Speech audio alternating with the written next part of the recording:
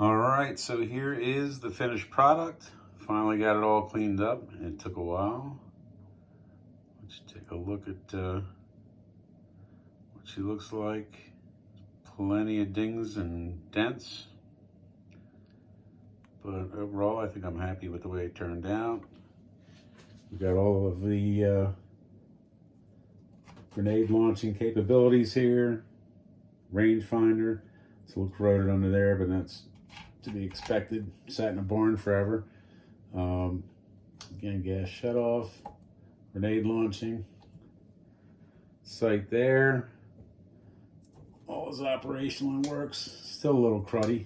Didn't get all of it off. Now I did have to replace that screw because it was one of those fork little deals, and I broke 2 bits, and I said to hell with it, and I just took the vice grips, got it out, ruined the screw.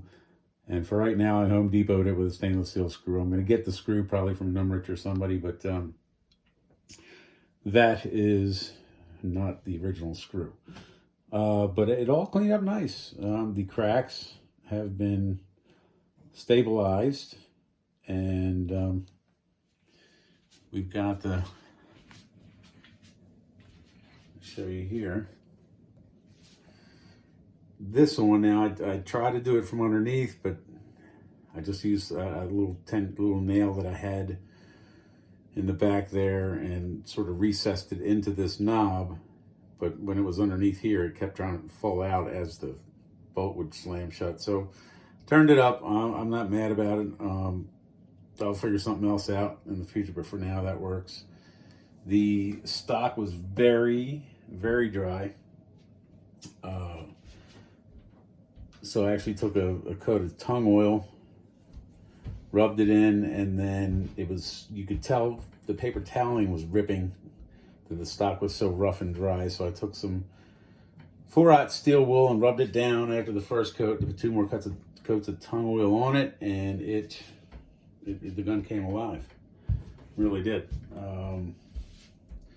The cover back here has this sort of, brownish rusty patina. Obviously there's no parkerizing left on the gun other than the mag, but has a neat looking patina on it. I'm thrilled with it, and I don't know, RTI might have earned my business with this one.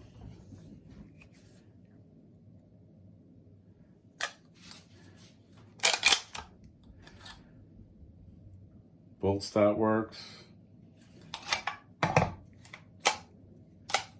Takes a minute for yeah, there it goes. Still a little cruddy. The bolt stop actually, you gotta wait for a second for it to drop down. So I keep spraying some ballast all in there, and yeah, I'm happy. I think she'll be a good shooter. Now the bore was cruddy. I mean, just to the point where I had to take a construction crew in there to actually get it cleaned out. It was pretty bad. There was spider webs. I think I found a rock. I found pieces of wood in places that shouldn't be. Pieces of wood like in the trigger group. I pulled it out. There was a little piece of wood floating around in there.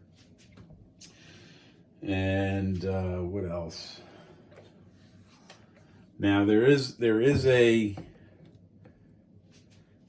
tricky part of this gun. If you get one, this part of the stock here only screws in from the top and the bottom back here, and it has the wood has a little fork that hooks into your receiver. And on this one, it was deteriorated, and I think when I got it, there was no cantilever here, because I think the dirt was holding it. Honestly, when I cleaned all the dirt out of it, I noticed there was a little bit of and you can still see the stock moves. So what I had to do was just put 2 little shims on either side of the trigger, because the trigger actually mounts in and hooks underneath the receiver here. So you have to get I put 2 little pieces of dowel right here, just enough to take up that cantilever. I think that's enough to be able to shoot it.